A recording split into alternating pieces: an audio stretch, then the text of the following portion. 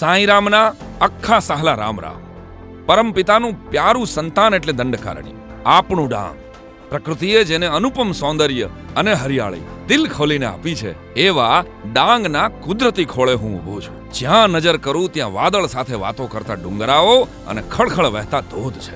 ધરતીએ ઢોય ઢફોઈને લીલુડો હાડલો ઓઢ્યો હોય એવા ડાંગના ખેતરો છે. પણ મારા હૈયે ચિંતા એ છે કે ક્યાં સુધી આ હરિયાળી ટકી રહેશે. કારણ કે ભારતની 160 મિલિયન હેક્ટર જમીનમાંથી 16.7 મિલિયન હેક્ટર જમીનને રાસાયણિક દવાઓએ પતાવી દીધી છે. ક્યારેક પાક ઉત્પાદન વધારવાના નામે તો ક્યારેક કીટનાશકોના નામે આપણે ધરતીને ઝેરીલી કરી રહ્યા છીએ.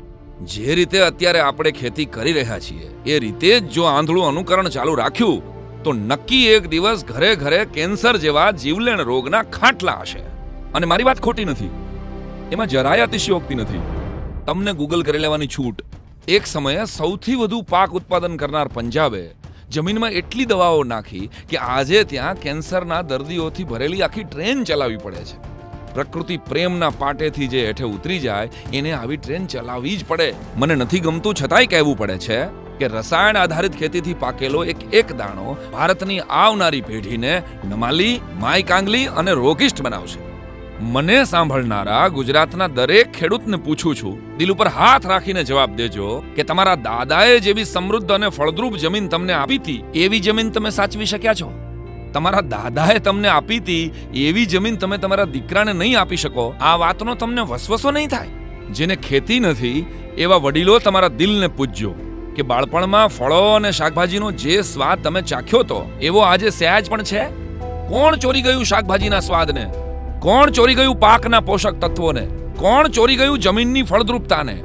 કોણ વાવી ગયું હરિયાળા ખેતરમાં હળાહળ? આ બધા જ સવાલનો જવાબ છે આપણે સૌ.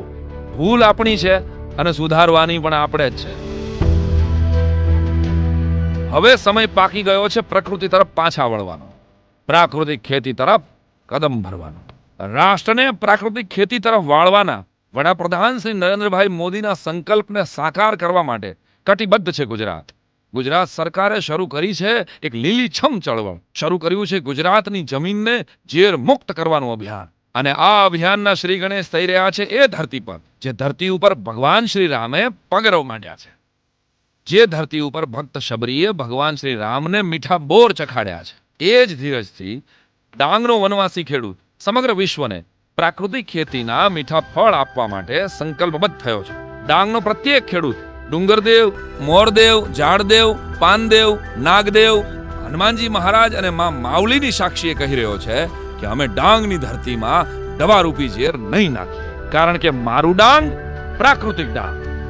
ગુજરાત રાજ્યના ડાયનેમિક મુખ્યમંત્રી શ્રી ભૂપેન્દ્રભાઈ પટેલ, કૃષિના ઋષિ એવા મહામહિમ રાજ્યપાલ આચાર્ય શ્રી દેવવ્રતજી અને કૃષિ મંત્રી શ્રી રાઘવજીભાઈ તથા સમગ્ર વહીવટી તંત્રના માર્ગદર્શન અને મહેનતથી મારું ડાંગ પ્રાકૃતિક ડાંગ બનવા જઈ રહ્યું છે.